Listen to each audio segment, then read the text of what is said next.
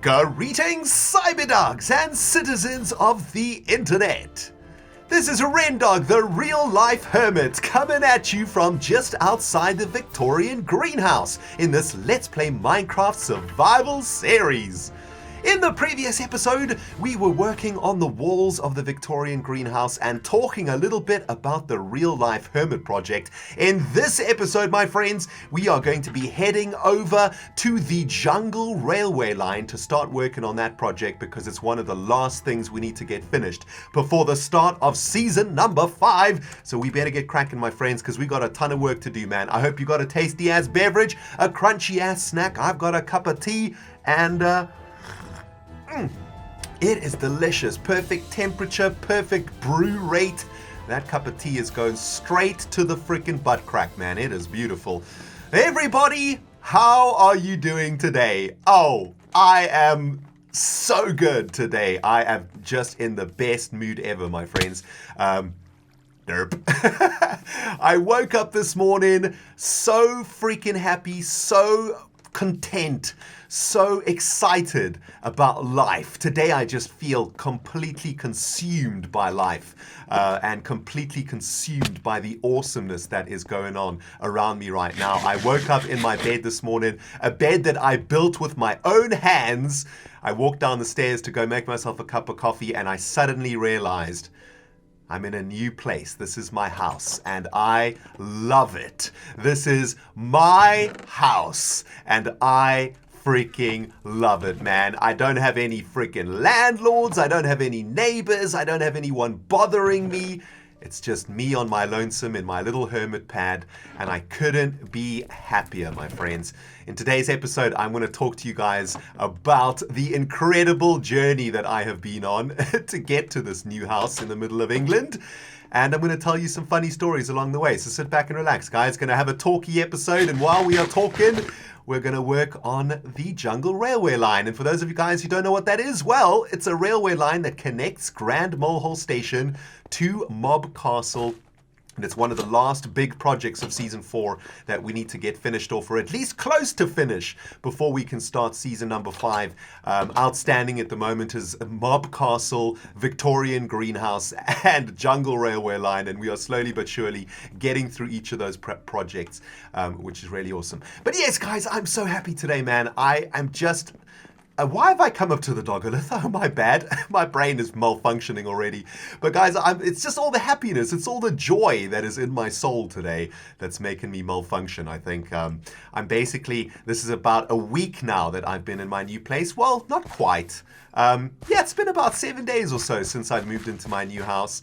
And it was an absolutely mental odyssey to get to this new house from London, my friends. I made a vlog about it. My very first real life Hermit project vlog. Link in the description box below. Go and check it out.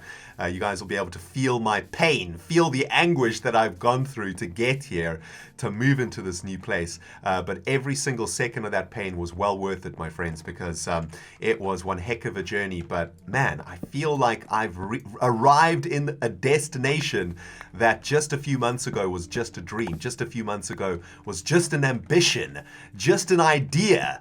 You know, I started talking about this crazy project a few months ago, and I remember mentioning it to my mum, and she was kind of shocked by what I said.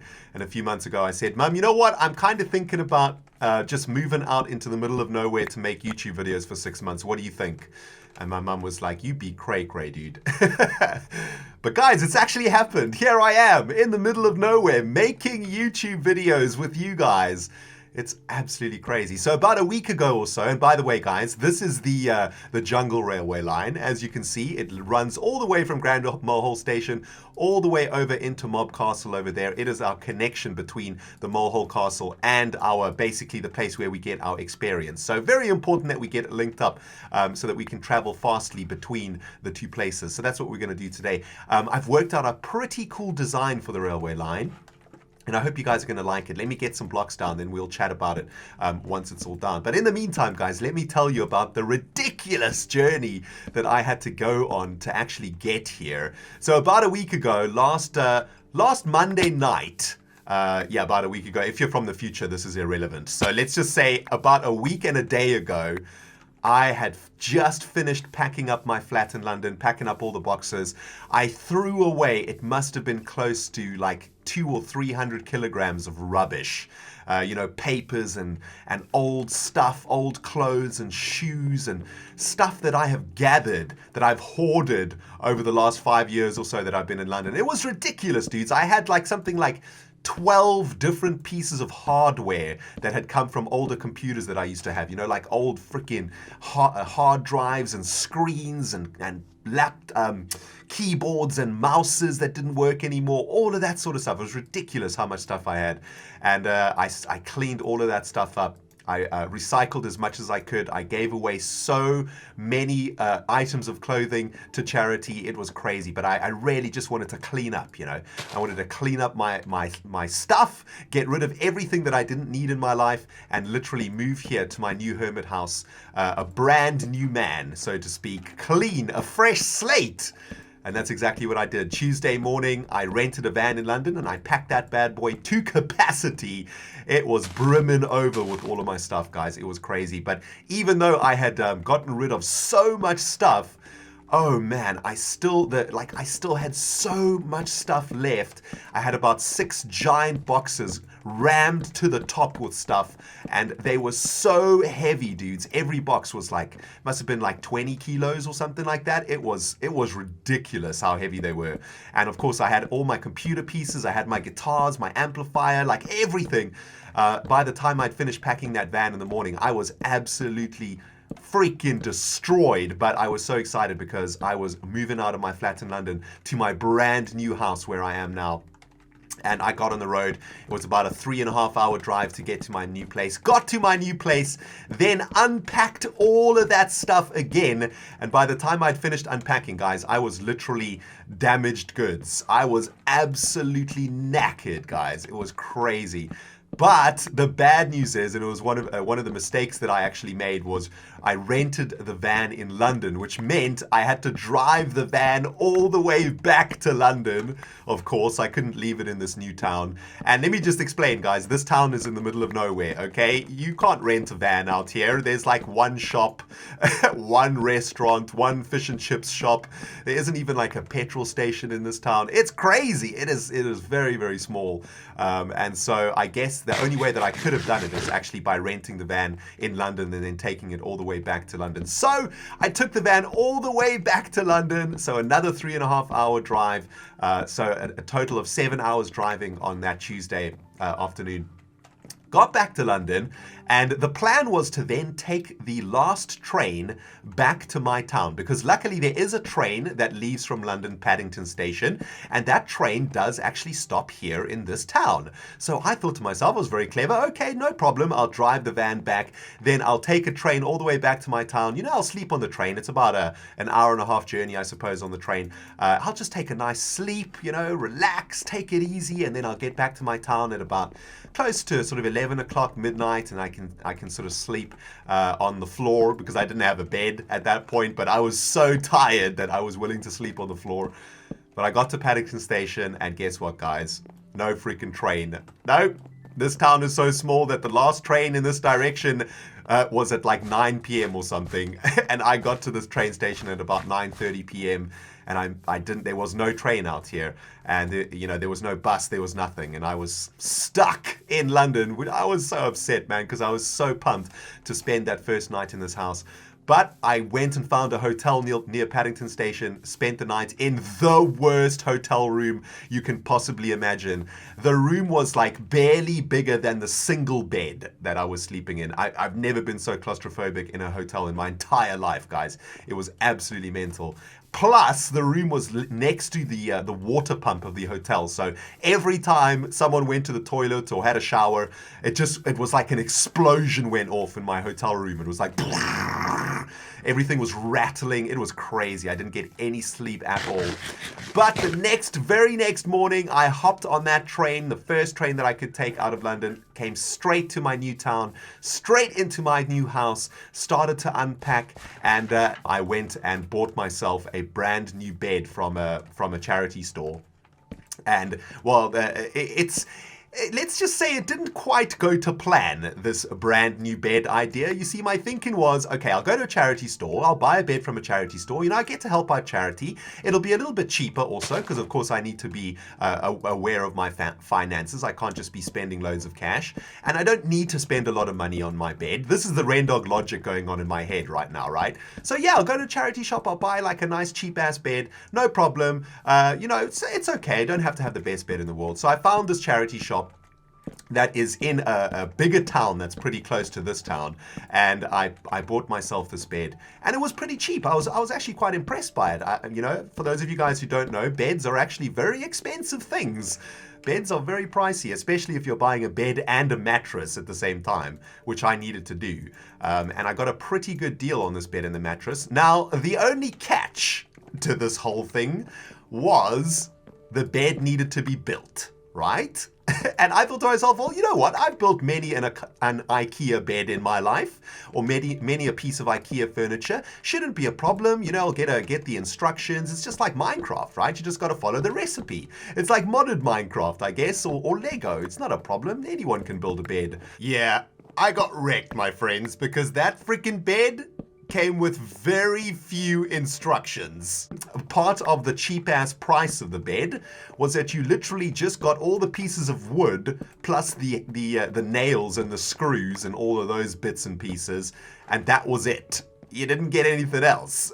So I was stuck there in the evening with these bits of a bed and no way to actually figure out how to build this bed into an actual bed, which was painful, shall we say? Yeah, very, very painful. I'm going to carry on with the story, guys. Let's take a quick breather, though, and have a look at the railway line. Looking pretty cool, right? So the main line of the rails is going to be oak wood planks and birch wood. I think those look really nicely together. And then I'm going to make this sort of skirting out of dark oak wood stairs. I think it looks really, really cool, especially this little gap here. And this is where we're going to be traveling along the line here, right? So I think that looks pretty rad. And it's going to look really, really nice from a distance, I think, when you're looking into the jungle area. In Season 5, we're going to spend quite a lot of time in this area here. So I'm pretty excited to get this railway line looking really awesome. But I need to go and get myself some jungle oak wood logs. I actually forgot about those. Dang it, I thought I was so prepared for today, but apparently not. But yeah, anyway, so guys, I had all of these pieces of a bed in my new room, and I had no idea how to put them together. I also didn't have any of the freaking tools, man. I didn't have like screwdrivers and hammers and measuring devices, all of that stuff. I didn't have any of it. Now, I was a little bit stuck because I really didn't want to sleep on the floor again. So I gave my estate agent a call. He's actually a really awesome dude. He helped me out moving in here. And I asked him, dude, I need to get some tools and stuff, where can I go? And he basically told me that there's a bus that leaves from this town and it takes you straight to a big Tesco, which is pretty much like a Walmart or a Walmart Bazaar. It's pretty much the same thing. It's like a huge convenience store that has everything in it that you need for life, right? So I took the bus, I went there, got myself all the tools I needed, hammers and screwdrivers, measuring tapes, a mallet, all this random jazz. I had to buy all of the stuff, and it probably ended up being the same price as a normal freaking bed, having to buy all of these tools and stuff. Oh my goodness, it was so facepalmy. Anyway, went straight back to my house, and I spent that entire night building that bed. For those of you guys who were following me on Twitter at the time, I think I was posting some pictures of it on the freaking on Twitter. It was a painful, my friends, making that freaking bed out of nothing.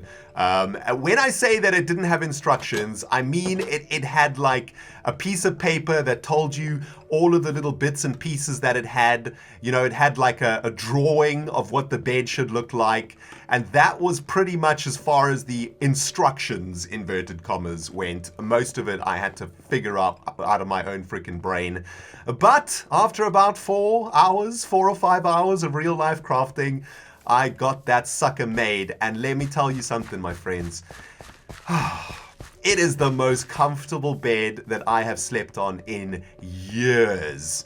All of the beds that I have slept on in London, in the places that I've rented in London, have all been super old. The bed that I was sleeping on at my last apartment in London was over 20 years old. One day I was changing the sheets and I flipped over the mattress and I saw, you know, like it's like the label of the mattress. You know what I'm talking about? I saw the label of the mattress and it said 1994 on it. I was like, what? This mattress is 20 years old. How many people's juices are in this mattress right now? Absolutely disgusting. And when I moved to my new place, guys, the first thing that I decided was I am never going to sleep in other people's juices again. I'm going to get my own freaking brand new mattress, and this mattress will just be RENDOG juice and no other humans are going to sleep in this. So yeah, guys, I built my bed and I love my bed. I love it. It is so comfortable. It is amazing. I wake up every morning so refreshed, feeling so good. My body feels so good. My back feels so good. I sleep like a log. I cannot freaking tell you guys what a huge difference a decent bed makes to sleep, guys. If you're struggling to sleep in your life, I would recommend getting a better bed, and it'll change your freaking life, guys, honestly. But yeah, so I got my bed in. I didn't have internet in my house for quite a while, unfortunately. You know, moving house, guys, it's a very stressful situation. My mama told me that moving house is the second most stressful thing you can do in your life. The first most stressful thing is getting divorced. And you know what, Mama Dog, I get it. I totally get it, because moving house is really, really stressful. You know, I didn't have internet when I first got here, which was a huge stress for me because, of course, I came here to make YouTube videos and I wasn't able to make YouTube videos or get on the internet, be on the Hermitcraft server or anything. And at first, I was super stressed. But at one point, you know, coming out here in the fresh air, away from the London craziness of the London city, it really relaxed my soul, guys. My soul is like really in a very relaxed state. And even though I didn't have internet, I said to myself, well, there's nothing you can do about it, RENDOG'S. So you know what? Spend the next few days sorting out your life, enjoying your new place, enjoying this amazing opportunity that you've got, and just taking it all in. You know, have a little bit of a break. Let your mind take in what's going on around here, because what's going on is really, really epic. And that's exactly what I did, guys. I spent the next few days sorting out my place. Now, I've got a lot of stories to tell you about this place. I'm not going to tell them all in this video, but I will tell you that I've had some issues with my toilets, which hasn't been too great. Honestly, it's been a bit of a nightmare, to be honest, but you guys will hear more about that on my channel in the coming weeks. But as far as my house is concerned, guys, it is a fantastic place. It's not exactly the most modern house that you could imagine. In fact, it's very, very old. It's probably over 200 years old, I would say. So, you know, the walls are all squonky. The roof is squonky. It rattles a little bit. You know, the wind blows through the house sometimes. It's not like a super modern house, but it has this very charming feel to it that I really, really like. What I really like about it, though, is the size. It's absolutely massive. You know, living in London, I've been so used to living in sort of cupboard-size apartments, and moving out here has really sort of changed things for me. I have so much space. So my house is 2 stories high. I've got an upstairs that has a bedroom, a bathroom, and then like a second bedroom. But the second bedroom is more like a tiny little office. It's very, very small. But my bedroom is absolutely massive. It's compared to where I was sleeping before. It's like 3 times the size of my bedroom in London.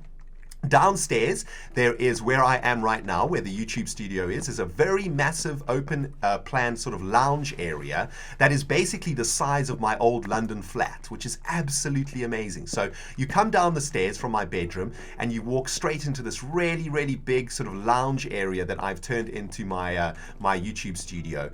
Then just off the side of the studio is a dining room, and I've never had a dining room ever in London. I never had dining rooms. Hang on, what am I doing here? I'm making some jungle oak wood planks. Yeah, I'm going to make some fences here.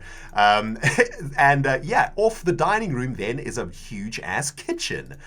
So it's like a proper house, guys. It's not like an apartment. It's like an actual proper house that I'm living in here, which is amazing considering that in London I only ever lived in very small apartments for the whole time that I stayed there. Also downstairs here is another little toilet. It's basically just like it's like a Harry Potter cupboard toilet, right? It's like a toilet in a cupboard, but it's another toilet nonetheless. So my house actually has 2 toilets, which is amazing. I know I shouldn't probably be that excited about it, but I am, because, you know, I feel like a king living here. And the crazy thing is that because it's in the middle of nowhere, it's very, very cheap and it's very, very affordable. So I really feel like the luckiest CYBERDOG on this planet, guys, at the moment, that I've managed to, you know, find this place somehow, a place that had decent internet but was also in the middle of nowhere, a place where I could become a real life hermit, where I could really focus on becoming a content producer and, you know, doing as much as I can on the RENDOG channel and streaming as much as I can also. So I'm just so happy right now, guys. And yeah, make sure that you are watching the Real Life Hermit Project vlogs. I've already posted the first one called The Odyssey, which is basically my journey to get here from London. I'll put a link in the description box below for those of you guys who haven't seen it yet. The next episode of the Real Life Hermit Project vlog will be the setting up of my studio and a proper tour of my place so that you guys can actually see what's going on here.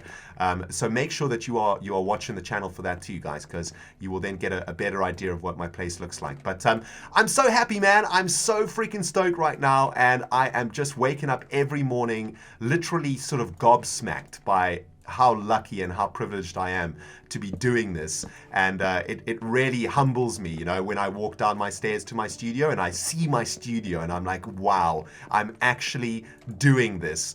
Me, just little RENDOG'S, you know, just a normal human being is doing something crazy, making YouTube videos as a hermit in the middle of nowhere. I mean, what the heck? I never imagined I would ever get to this point, but here we are. And you know what, my friends? It wouldn't have been possible without your guys' support. And, you know, all of you guys who watch my videos, all of you guys who watch my streams, all of you guys who support me through donations and through Patreon and through all of that stuff. Without you guys, none of this would be happening, and I just have you guys to thank for it. You have... yeah, you guys have pulled me out of a very, very dark hole that I was in a few years ago. A hole that I at times didn't think I was going to get out of. And I'm out of that hole now. And here we are. I can't believe it. It's just amazing. Kind of brings a tear to my eye. But yeah, before I start drizzing, my friends, let's have a quick look at what I've been working on over here. It's starting to look pretty decent, right? Check it out.